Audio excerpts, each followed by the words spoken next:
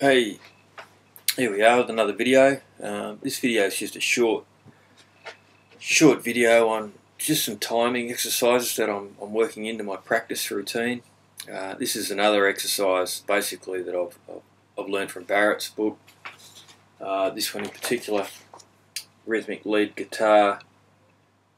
The exercise that I'm talking about is on page 11, and it's called the rhythmic rotation exercise. And basically what he's saying is in this exercise, all he's doing is he's counting out quarter notes, 8 notes, 16th notes, and then 8-note triplets, but he's just playing it on the single C root note on the A string 3rd fret.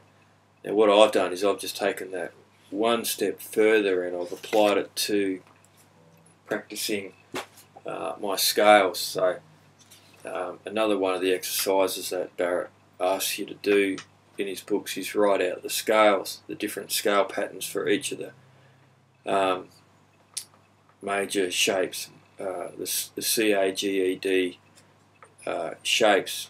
So as you can see there, I've written out my scales, and what I'll do is I'll practice each one of those scale shapes with different timing. And so this video will just give you a bit of an idea of what I'm doing just in some of my regular practice, just to help build up my timing and obviously improve my scales. In this video I'm going to play through the D major scale in the 10th position, and I think it's the E shape.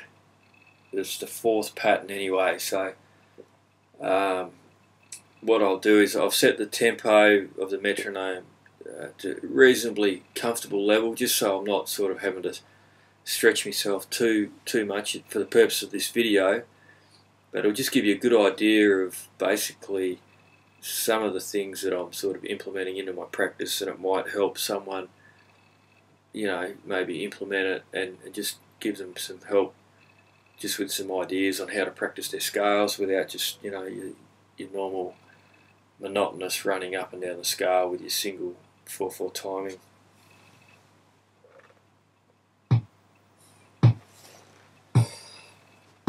So the first one I'll do is the quarter note. I'll just play half the scale because I mean it's pretty basic, pretty self-explanatory. You'll see what I mean when I start. 1, 2, 3, 4. 1, 2, 3, 4. 1, 2, 3, 4. Next I'll go to a 8th note. 8-note rhythm, so then I'll just count that in. 1, 2, 3, and 4, and 1, and 2, and 3, and 4, and 1, and 2, 3, and 4, and 1, and 2, and 3, and 4, and 1, and 2, and 3, and 4, and 1. The next one will be the 16th note rhythm. So it's 1 E and a 2 E and a 3 E and a 4 E and a 1 E and a 2 E and a 3 E and a 4. 1 E and a 2 E and a 3 E and a 4 E and a 1 E and a 2 E and a 3 E and a 4 E and a 1 E and a 2.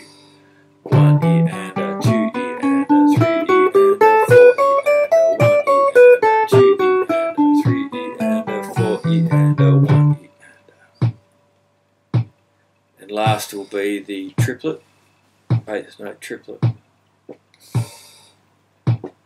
That will go something like 1 and 2 and 3 and 4 and 1 and 2 and 4 and 1 and 2 and 3 and 4 and 1 and 2 and 3 and 4 and So there you go, some different timing techniques just to help with your scales. Certainly helping me out a lot. You know, the couple of ones there, the triplet, when I speed that up, is one that I'm really sort of struggling with at the moment. But yeah, very essential skills that need to be learnt, and you know, it's a good way just to get to know your scales as well.